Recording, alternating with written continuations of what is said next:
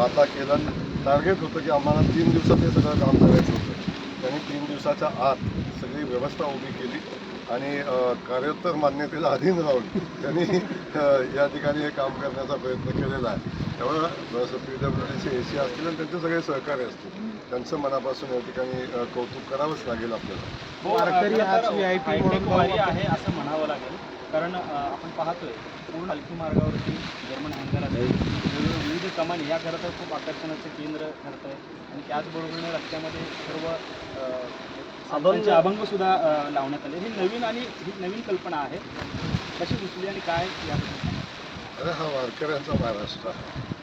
वारकरी भक्तांच्या स्वागतासाठी आमची पंढरीची नगरी किती उत्साहानं स्वागतासाठी तयार आहे हे या ठिकाणी आपल्याला प्रतीत होतं आहे.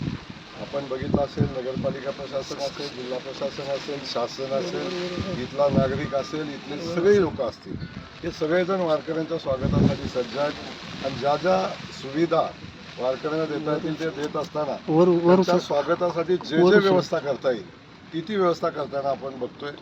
त्यामुळं वारकऱ्यांचं या ठिकाणी यावर्षी अनोख्या पद्धतीनं स्वागत या ठिकाणी होताना आपण पाहतोय. पंढरीच्या नगरीमध्ये प्रवेश करताना आपण पंढरीत आल्याचा भास पहिली कमान बघितल्यावरच होतो, परंतु पुण्यापासून आपण बघतो की पालख्यांचं स्वागत करत असताना खूप सुंदर अशा